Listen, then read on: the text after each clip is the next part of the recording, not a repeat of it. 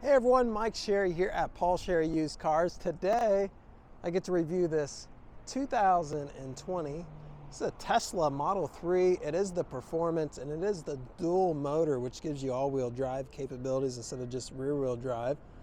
So performance is going to be a little bit sportier package on it than the regular Model 3. You get nicer wheels, faster acceleration as well. I've been driving this car for a couple days now, and I'm excited to review it for you. So let's start here. I always like to start. Got the front windshield, a nice big windshield to see. The whole top on this is all glass. Gives you a big skylight on the inside. I got the front trunk opened up here to show you. So you got some storage space in here. You got your tow hook as well.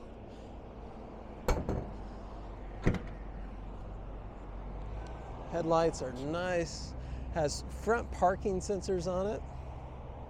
This car is unlike any other car I've ever drove or reviewed.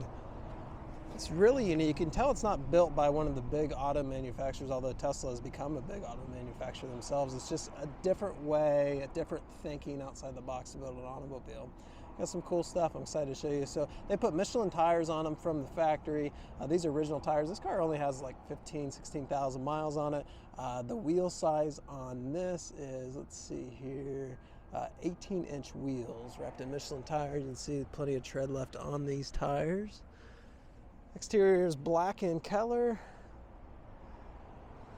Let's look how the door handles are. So to open the car, you just push on the big part of the door handle and pull out. The power window rolls down just slightly to allow you to enter. Got premium seats. I believe this is a vegan type material. Seems like leather. It's a little bit more environmentally friendly than what leather would be. Very clean inside here. A lot of speakers throughout this too, I noticed. And then look at the roof line. Skylight, I didn't think I would like that because typically when I drive cars with moonroofs, this is not a moonroof, it's not opening, but I typically leave that shade closed because I don't like the sun hitting on me. But this has got such a nice tint to it, I don't even notice it unless I look up. There's no bright sunlight coming through it that is noticeable. Oh, I'm sorry, I just hit my camera.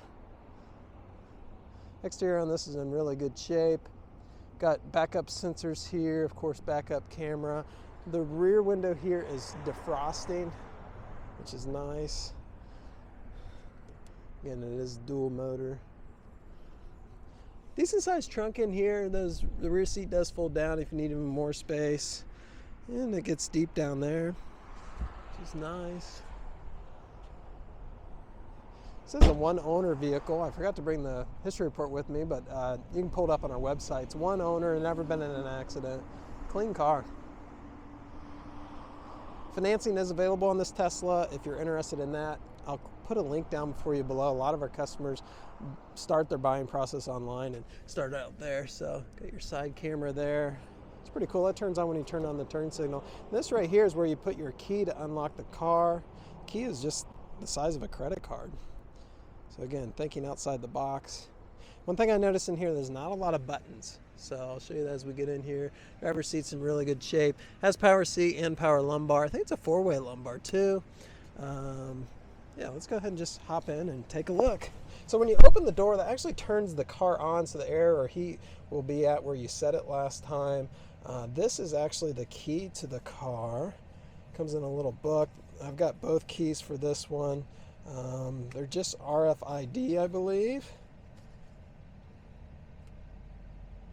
And that'll allow it to start. You do have to have it in this position right here in order for it to go into drive.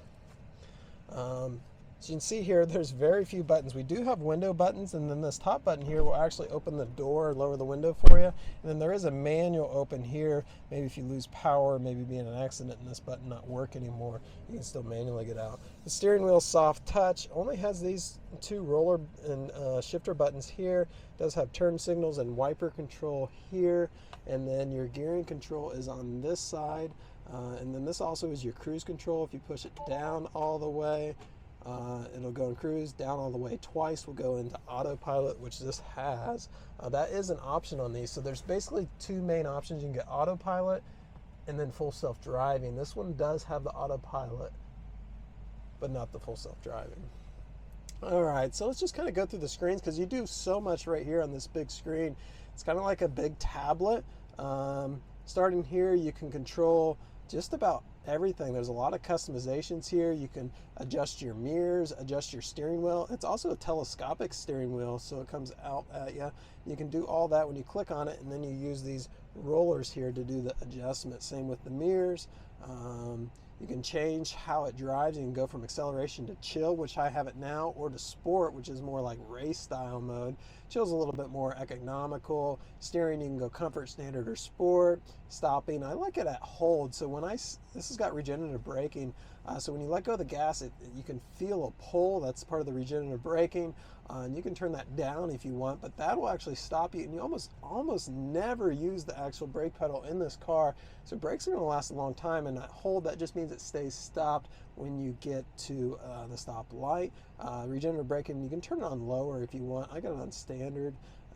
Charging, I'm at 67% charge. One thing I found out, you don't charge these 100% unless you're going to go on a big trip or something and need that extra range. I think Tesla recommends between 80 and 90% full charge, so you can set how full you want it to charge. You can even schedule it there. Autopilot, so you can do auto steer, you can do full self-driving preview. I think this is pretty cool. So you can set the speed limit. So the car knows what the speed limit is through the cameras. It sees them on the side of the road. And then you can set how much faster you want the cruise control to be able to be set at. And I did a percentage here. You can do a fixed or percentage, so you can do a certain mile per hour, or you can do a percentage. I feel like 12% is pretty fair. It says at 65 miles an hour, you can go up to 73, and that's typically what I do anyways. Automatic blind spot camera, which is nice. Blind spot collision warning chime. Speed limit warning, I just have it on the display. If I'm going faster, it'll displays. I don't really like a lot of chimes all the time. Speed limit relative, and then forward collision warning, I got that on medium, and lane departure, I got that on warning. Just a lot of cool stuff that you can customize. I typically don't see this on all cars. Locks has got 2 key cards. You can program your key card to yourself. You can also do this with the phone app. Now, being a dealer, it's not letting me access the app, but that's okay. As the owner, you can get in there and it'll actually unlock your car as you get close to it with your phone, and your phone acts as your key, which is pretty cool. But for now, I'm just using the key card, which it's got memory seats, remembers where you leave the seat, steering wheel, that kind of thing. Child lock, you can turn on and off. Window lock, you can turn on and off. You can turn if you want the car to lock when you walk away, and you can turn it so it only unlocks the driver door. A lot of cool stuff. Lighting in here, I got it on automatic. Same with the dome lights. And then you can leave the headlights on after exit for light you up if you park outside maybe. Auto beam high, I like that. So auto beams, or the high is on auto. Easy entry, I got that on, so it just kind of puts the seat back when you get in. And the screen's on auto, which is the brightness of the screen. You've got English, time zone, that kind of things. Then this is your trip. It does have navigation. I got it avoiding tolls and HOV lanes. Let's see here. You can turn the speed limit mode on, which is pretty cool, or it won't go faster than a certain speed. So if you have issues speeding, that's nice. Sentry mode, it's kind of like a surveillance for the car. It turns on the cameras and records it. You can watch it on your app if someone's around your car.